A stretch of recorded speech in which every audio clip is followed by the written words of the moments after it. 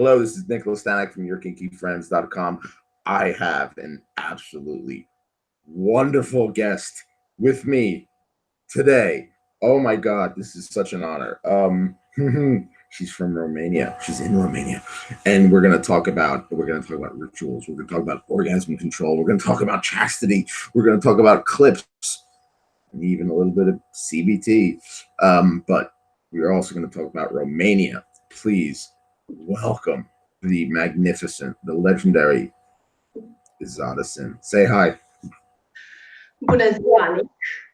Oh, you got me there. Hello in Romanian.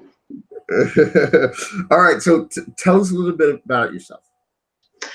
I'm 37 years old. I live in Romania in Bucharest, and I am into polyamory. That means I like to have more than just one husband. And also I am into female-led relationships. I believe it's much better when the woman is in control over their males. Okay, great. That's wonderful. So I always want to ask, when's the first time people come out as kinky? Like, so like, when was it as a, when you came out and you were proud to be kinky and you sexually expressed yourself? Was it at a party? Was it at a munch? Was it at a dungeon? Was it just with one person? What? Well, actually, for me, this is very interesting.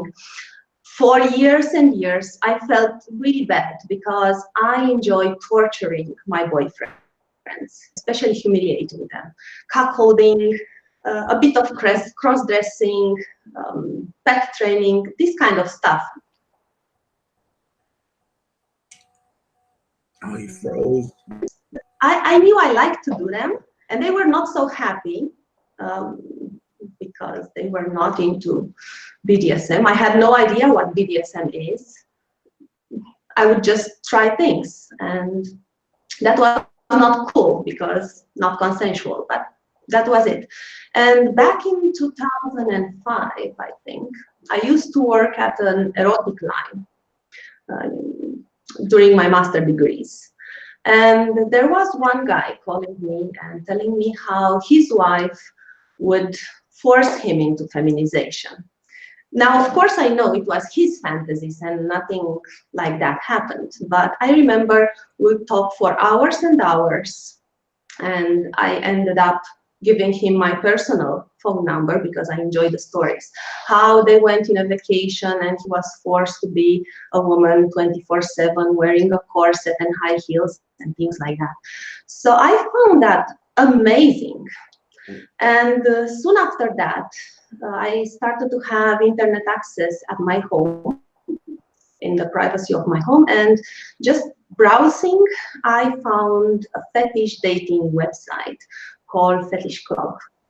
And it was a picture with a woman in bondage, I think. I don't remember the specific, just on the banner.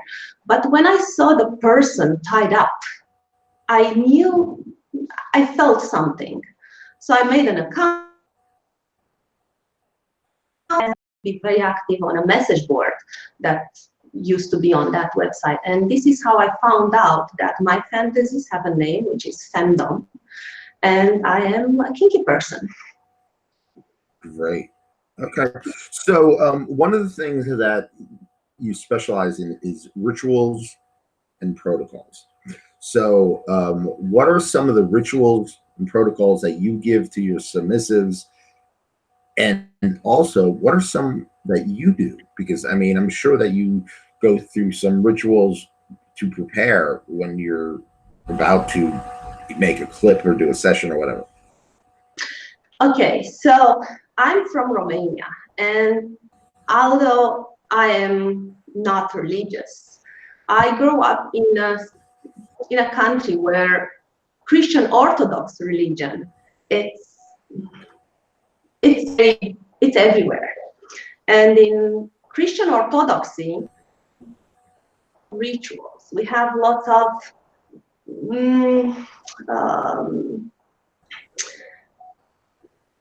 you have to do lots of stuff, like going to the church and go under the table and kiss the icon and lots of things like that. So I suppose this influenced me a lot.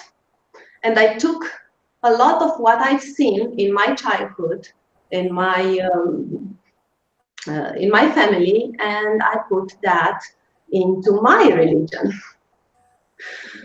as a way to reinforce my control, my their focus on me, and to center them in the right position.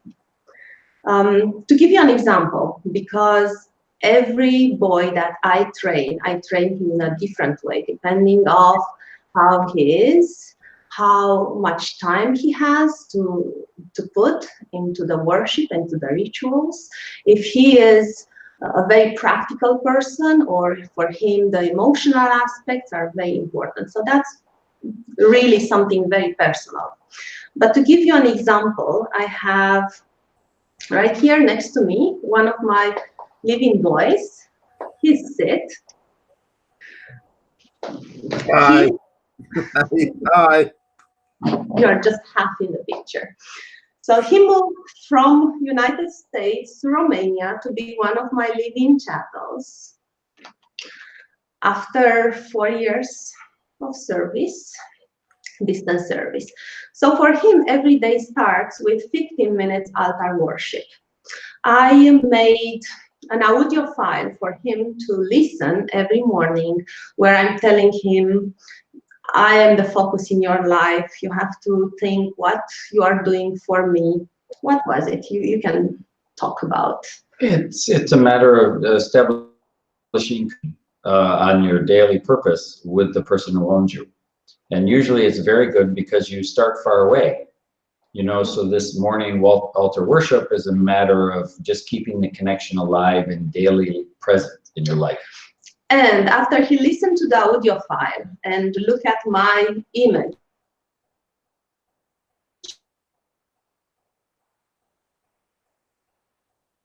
Oh no. Oh, it's frozen. Hello, speak, please. I'm so interesting too.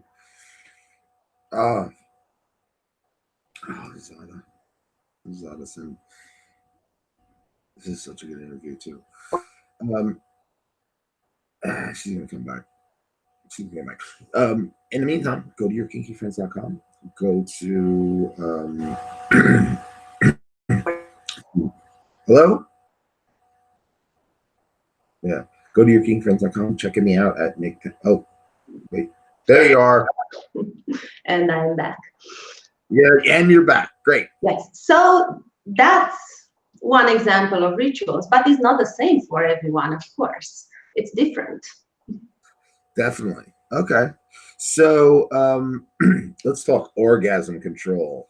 There is something that is so fascinating with orgasm control, personally, with me, you know, that I love. What is it about orgasm control that you think that not only you love, but controlling men's orgasms? Like, why do you think they like it? It's easy.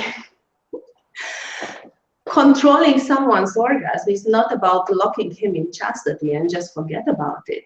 It's about building that sexual tension more and more and more until it will be ecstatic.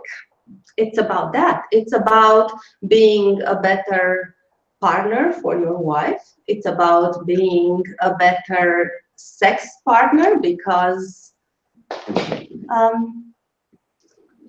we are still on? Yeah, we're still on. Okay. I'm sorry, I don't.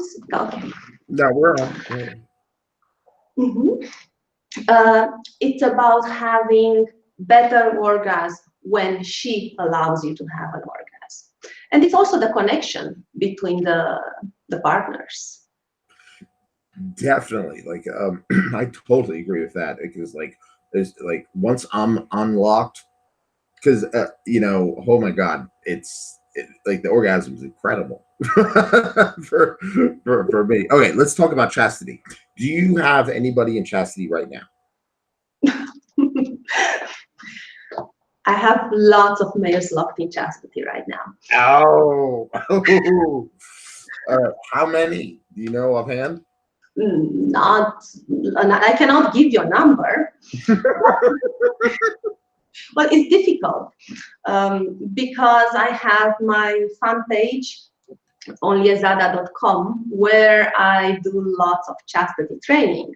And although I give regular tasks to my boys, to my devotees, I don't have the actual key from all the chastity devices. And also some of them do not own a chastity device. It's all about the mental chastity, because at the end of the day, the chastity, it's not so much about the device, it's about the mental chastity for them to give me total control over their orgasm. Yeah. But so now, I'm sorry, say it again, please. How many guys I have locked in this particular moment, and I know for sure that they are locked. First, it's Sid, who is, yes, 24/7 since 4 years ago, about, and he has a custom-made, wonderful titanium. And this is actually the custom-made key from his chastity. And I have two other boys who lives away.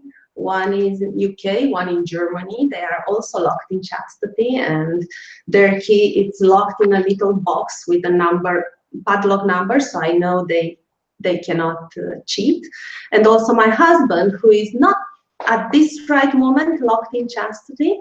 I keep him in mental chastity all the time. And when I am away, I put a chastity around his dick as well. Okay, so what is the longest period of time that you have kept someone in chastity? That's again Sid, who was in chastity for 300. I was in chastity without an orgasm for 465 days. Wow. Okay. Huh. You're not. You don't joke around. Longest I've been in is 2 weeks, and I have a custom made cage too. Oh, nice. What brand? Mature metal.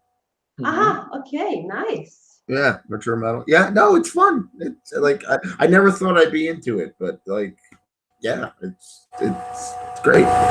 All right, so let's talk humiliation. What is the most humiliating thing you made someone do? That's again something very, no, I'm not talking about you. I find something very personal. So something that I may think it's extremely humiliating, it can be for somebody. So I feel like humiliation is not so much about the action itself, but how the person felt about that action. You understand? Yeah. So, for example, something that I did, I like very much public humiliation, but not in a way that people will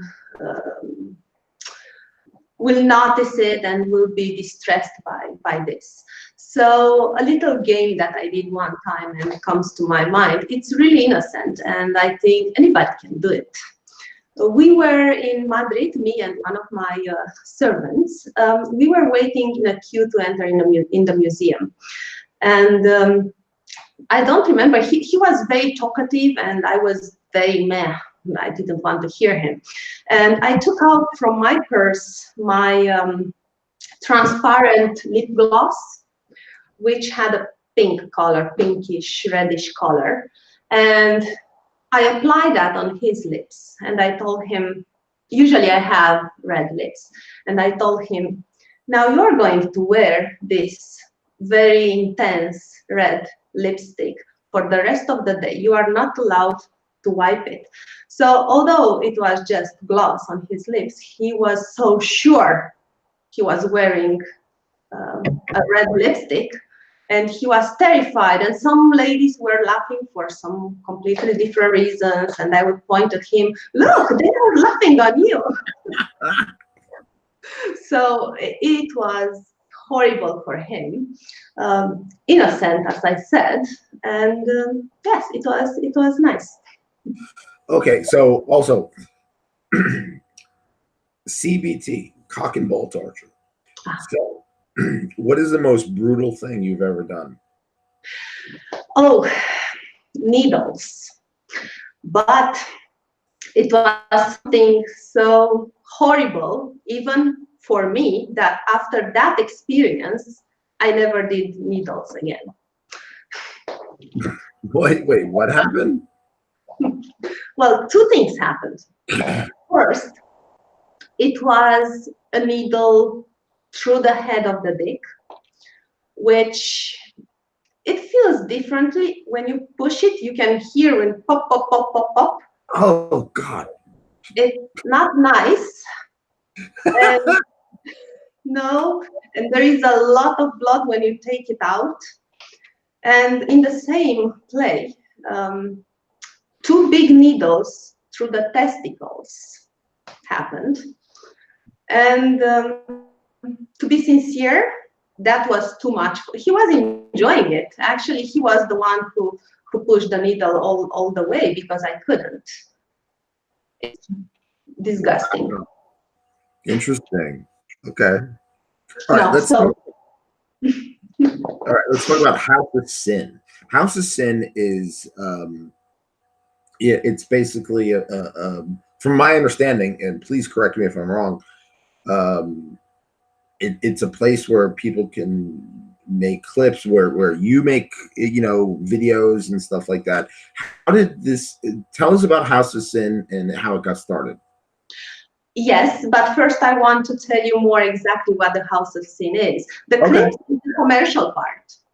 But just as you started your kinky friends as a mission to spread the word, to make people feel more confident about their kinks, to feel that they are not alone, it's exactly the reason I started the House of Sin. So again, I was born in Romania, and before I went out and I saw that people are very happy to live their lifestyles and their kinks in the West, I was kind of ashamed of this, of being dominant, of enjoying abusing my partners, the regular stuff. It's because the lack of sex education. So this was House of Sin about. My mission is to inspire ladies to live their fantasies, to live their kinks, because at the end of the day, it's not only what I enjoy the most. I can enjoy some things, other ladies can enjoy something else. So that's why I made the House of Sin as a place where women can live their kinkiest, craziest fandom fantasies and help them live that in my place. And the clips are actually the commercial part. It's my business because I'm not doing professional sessions. This is the only way I make a living, by selling my clips on my clip store and House of Sin clip store, where it's me and other ladies, not just me. And I must say, support pornography, support clips, pay for it. It's worth it. You're doing a good thing by paying for it. Yes, I know that nowadays there is a lot of free pornography, and that's good. I think this is the future. But for producers to produce content, someone needs to buy the clips. So if no one will buy the clips, or not enough people will buy the clips, then we cannot produce as much. We cannot bring the quality that our customers deserve, because everything costs a lot, like having a good camera and good lights and a good setting and all this stuff. Yeah, I was gonna ask you about the challenges, which you just basically answered the question to. But what about the misconceptions? What are some misconceptions that people have of people who make clips? Well, the biggest, I would like to point out, the biggest misconception is that the playtime, it's not the same time with living the 24/7 total power exchange lifestyle. What it means is that, yes, I am with Sid in a 24/7 total power exchange relationship, but this doesn't mean I'm going to keep him in a cage all the time, I'm going to beat him all the time. It's just like in a regular relationship. You have sex, but not all the time. Maybe every day, but not all the time. You do nice things together. But again, being under my control 24/7, that means I take decisions regarding all aspects of his life. And if I want him now to do something, he will do it. If I want to take the whip and beat him right now, then I can do it. So that it means to be in a total power exchange relationship. And the clips, because in the clips, although of course it's fun to see that somebody is all the time kept in a cage for years and years, that's not really the truth, obviously. Okay, so let's talk about the total power exchange. How does the submissive deal with the other aspects of their life, because they have a job usually, and you know, it's not like you can call your boss and say, oh, my dom wants me to, you know, come home and lick the floor or something like that. You know, it's like, so how do you deal with that? Well, first of all, when I decide to take someone new, then is always after a long period of time of distance services. So I know a lot about that person and he knows a lot about me. So you don't start a total power exchange relationship out of nowhere. You have to take it slowly. And once you know that person and you negotiate all the aspects and you realize what is important for him, what is important for, he understands what is important for me, we learn how to, I know exactly where I can take him. And for my boys that are in 24/7 relationship with me, I know exactly where they are. I'm using the Google Maps just to see where their phone is. So I know where when they are home or if they are at job. So I know if I can make them do something at that particular moment. Also, I have cameras in their house are doing, and I can spy on them. Okay. So let's talk Romania. I'm an American. I'm in America, and other countries absolutely fascinate me, and I really have a love for different cultures. I embrace every different culture. So, how would you say is Romania different? How is Romania different in the kink scene? How is Romania different from the other countries? First of all, I would like to invite you to Romania and see how beautiful Romania is. Oh, I'd love to go. Well, come. We talk after. Okay. So, first of all, you should know that Romania is great. It's in European Union, so although seems like a very far away country, we are doing great now because of the European Union. But you should remember that 30 years ago we were under communism, and 31, and it's also a very religious Christian Orthodox country. So even that people may have kinks, they are not aware.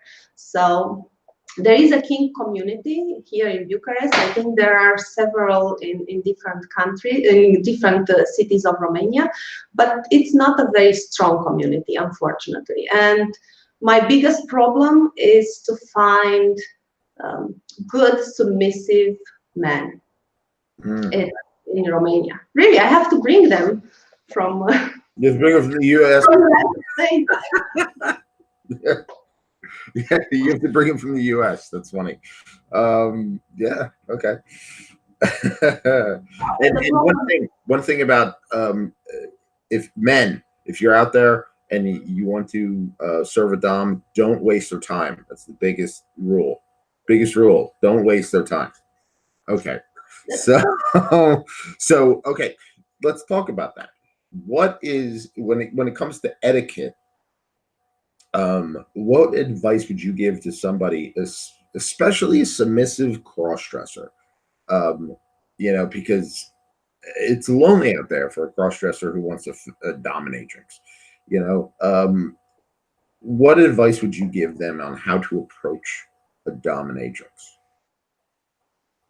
Well, first of all, each dominatrix is different. Professional ones, of course, are happy to very polite email, and they will discuss the terms financially. For me, so if I'm talking about me, it's more difficult because I'm not really doing professionally as how should I say it? A boy cannot pay me to train him. It's not enough. What I'm looking is really submission and devotion. So in my case, if they want to start being trained by me, they need to join my fan page. So that's the first step on ezada.com. After they start seeing the clips, understanding how my mind works, how my kinks works, and they feel like they are ready to serve, then they can start more particular tasks. So I give them tasks especially for them. And if there is, for me, the click, it's very important. If I feel the energy flow between me and him, that he's really genuine in his desire to serve me, the financial aspect is not so important. But I really need to feel that he is there to serve me and not his kinky fantasies. That's basically what I wanted to say. That's a great that's an astute observation, because when you come to femdom, it's not about a lot of men are like it is about me, like, oh, I want to do this, I want to do this, but it's true femdom is loving the woman, and adoring the woman. So you're talking about certain tasks. What tasks do you have, or what tasks do you give out? Again, depending of the abilities of my boys, I designed special tasks for them to enhance that particular thing he's the best at. For example, Sid, he's very good in protocols and rituals.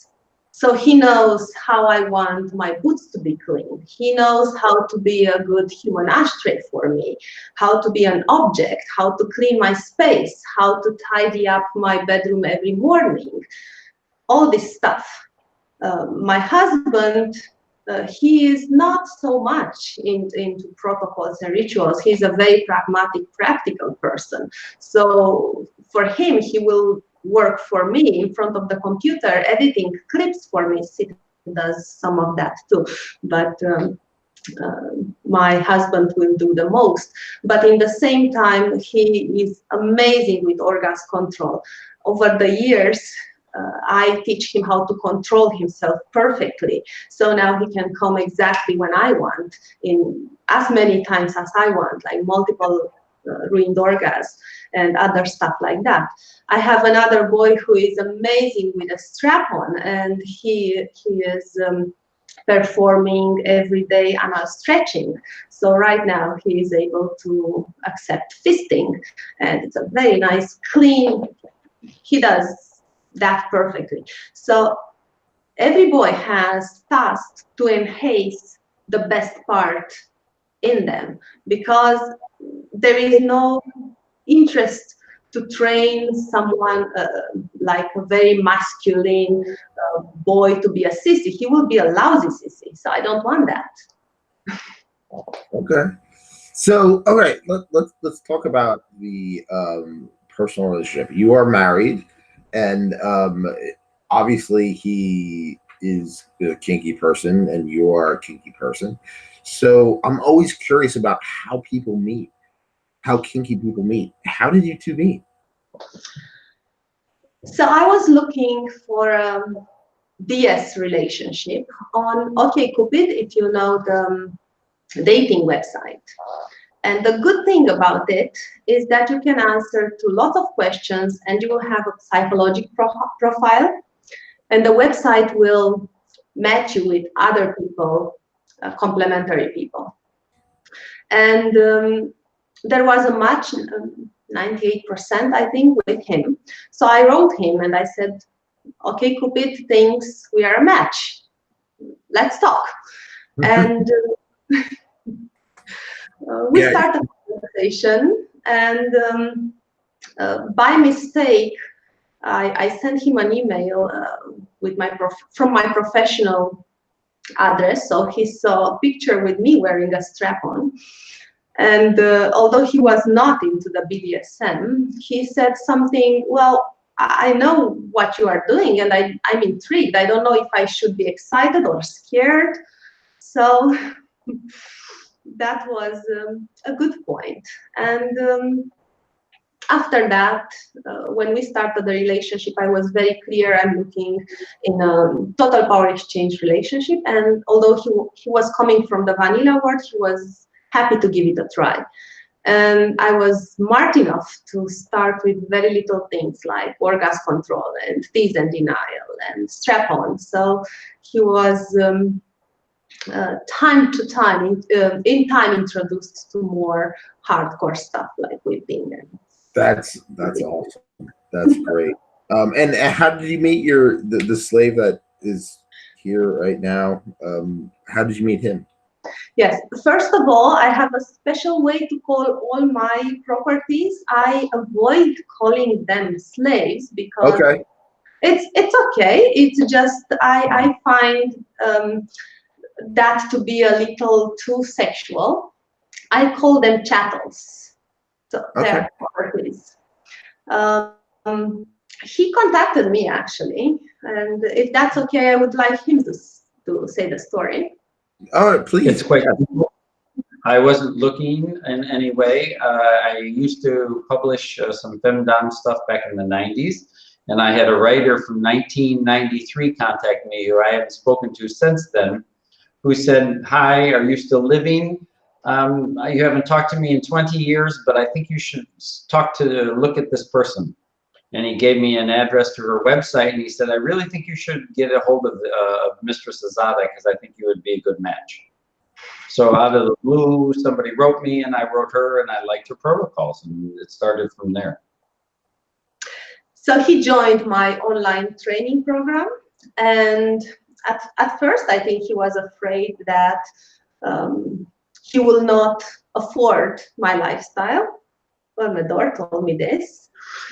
But as I said, devotion is the most important. And what bigger way to show me his devotion than to move here at leaving everything behind, 30 years of career, and moving to Romania for me to be my living chattel and work for me. So that is So romantic. I love you very much. It really is. It's so, oh my God, I'm gonna get teary-eyed. But you have to understand that's where the rituals and stuff came in, because over time, you know, you make these changes based on losing little parts of your life so you can make make a bigger commitment to her, because she becomes more important than the things you do in your life. Yes, about that, you should know that I never ask my boys about their kinks before we start playing. I just start doing my things and try to take them on my lead and make them enjoy what I like. Wow, yeah, that's an interesting way to approach it. Okay, let's talk about kinks. So, although you are very experienced and that you have knowledge of kink, is there anything new or that you want to experience, that you want to explore? No matter how experienced one is in any aspect, there is always something to learn. Yes. Always something to learn. Yes. For example, chastity is really, I'm an expert. And I still read books about chastity. And I discuss with my lady friends about different orgasm control techniques. I learn something new every day. So about every kink. And there are lots of aspects in kink that I'm not very good at, and I would like to become better. For example, is the gnosis. It's something that really intrigued me. And although I did some workshops and an online course about the hypnosis, I don't feel I'm good enough to do it properly. So that's something I would like to explore in the future and try it more on my boys. Wonderful. Okay. So, one of the segments we have is BDSM on a budget. So, not everybody has the money to really to buy corsets and equipment and toys and stuff like that. But there's always a way to be kinky when you don't have any money. Do you have any advice for that? Our sexuality is in our mind. You don't need to have 20 whips or corsets or anything. You do not need to travel to see a dominatrix in United States or Romania or whatever. You do not need to join her training program. You can live your fantasies for free. The only thing, you need to be very open and not, it's a problem. Lots of submissives are waiting without doing anything, really, to obtain that. Lots of people with fetishes, like innocent fetishes, like foot fetish, complaining not finding a partner where their girlfriends or wife would be so happy to have a foot massage or even a foot worship if they would be more confident, and they will not see this as a perversion but as a fun thing to explore their sexuality. When you are very much afraid of your fantasies, you do not accept them as part of you, then it's difficult and expensive to live your fantasies. But if you are open and happy, you can share this with your partner, with your friends, and you can find a way to live this inside the couple, not necessarily with a professional, if you cannot afford that. Of course, if you do not have the time or you want to pay for this, that's absolutely fine. But if you cannot afford, then you can find ways.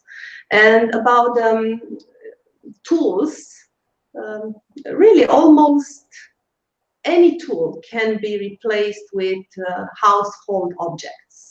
And I do this a lot in my training videos, masturbation, CBT videos, because most people who are watching my clips will not have a dungeon, dungeon equipment. So they will use dental floss and rubber bands and cucumbers, things like that.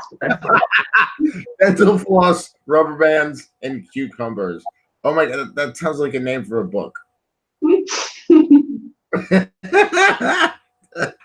That's awesome. Okay, all right. Rapid fire recommendations, and they don't always go rapid fire. Recommend a movie. It does have to be kink related. Kink related? It does not have to be kink related. Recommend a movie. My favorite movie, The Scuba Diver and the Butterfly. It probably changed my life. Okay. Recommend a song. I'm not really into music, but I like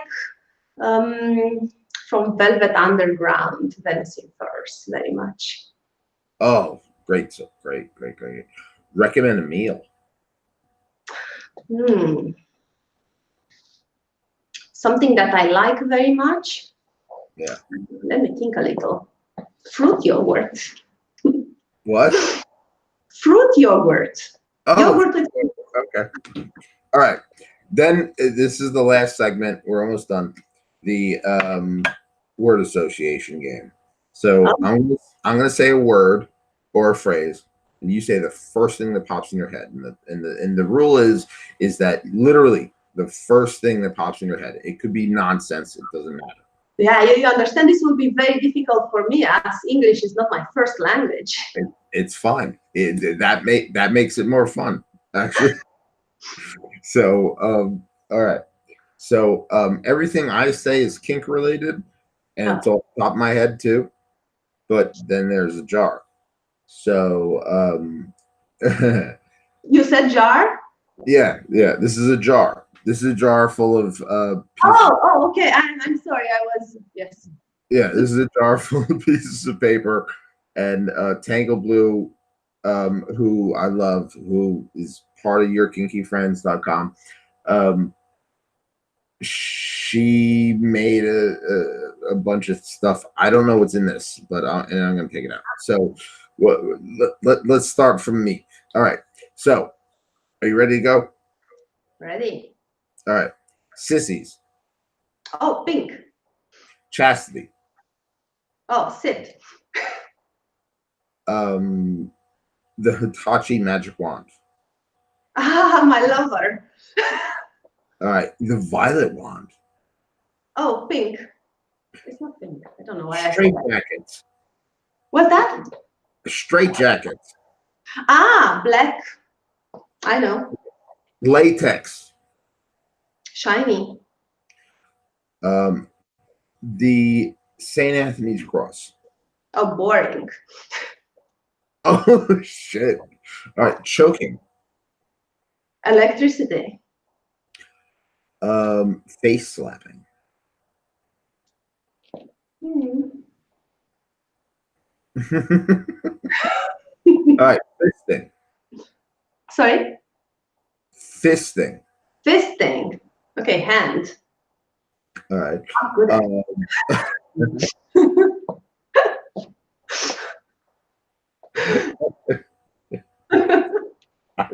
I don't know why I find it so funny. I'm usually good at everything I do, but this is.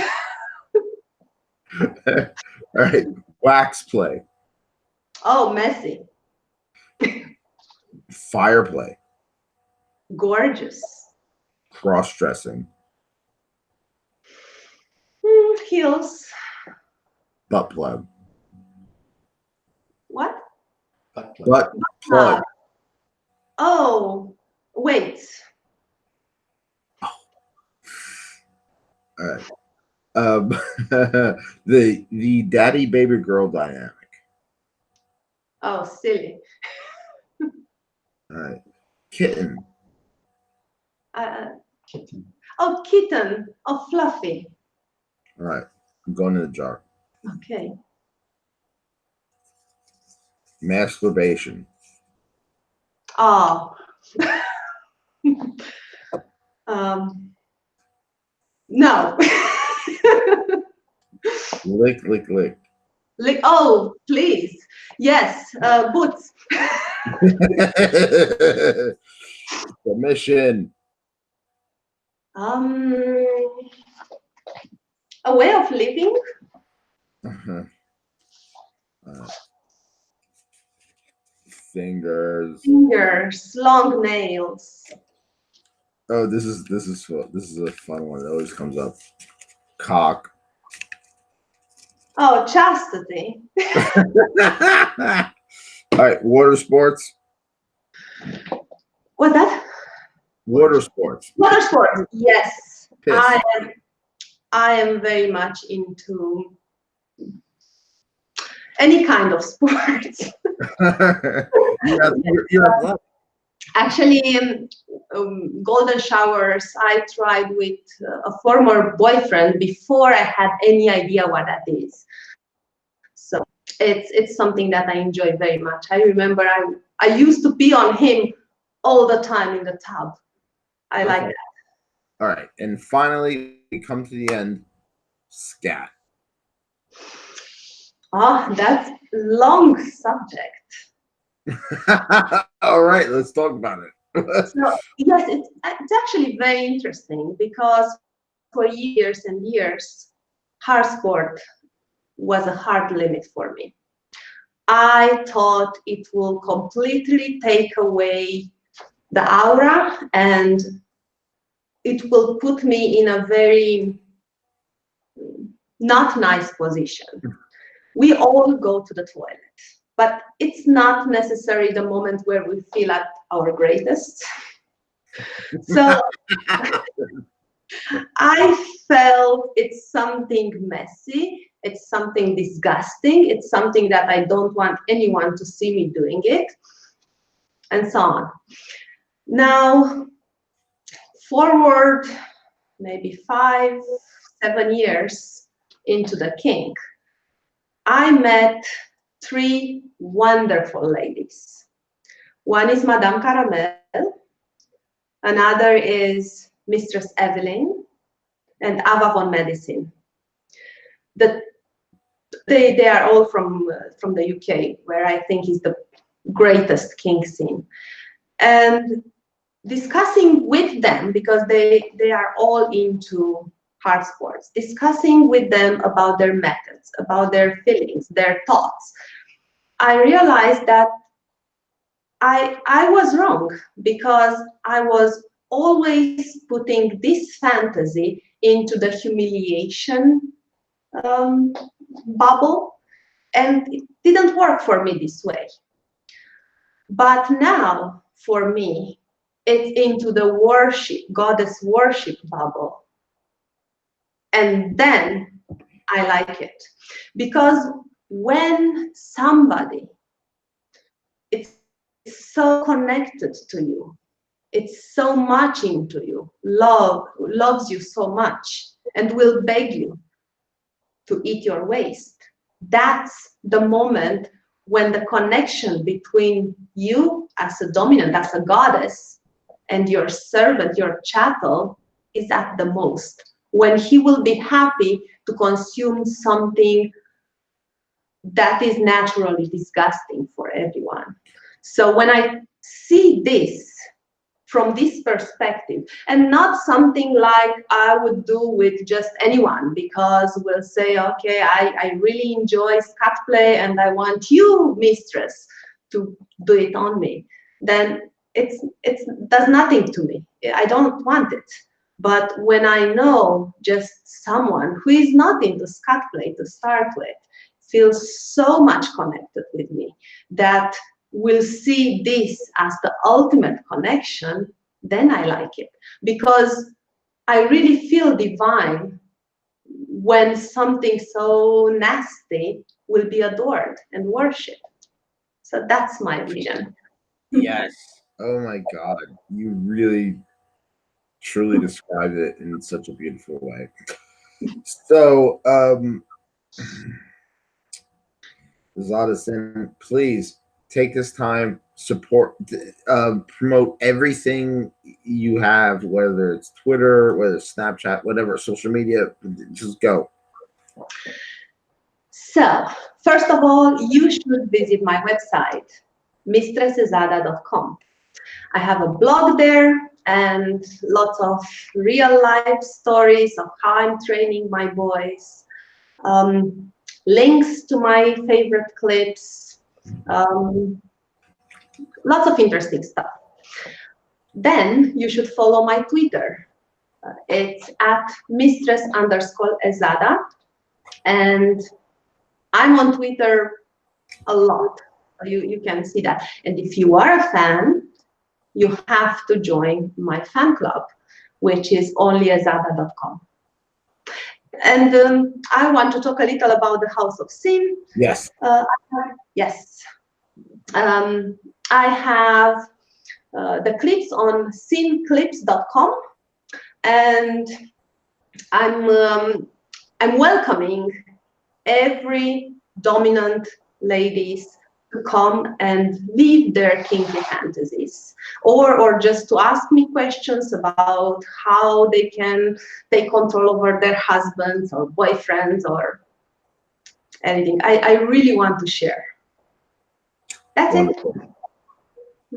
it. That is absolutely amazing. Please stay on after we're done. Check me out at yourkinkyfriends.com. You can find me on Twitter at Nicholas Tanek. You can find me on Instagram and Twitter at Friends Kinky. It's getting late, my friends. My Dom is calling me. Remember the cardinal rule. Be cool, be kind, keep an open mind. Take care. Have a great weekend. Bye. Goodbye.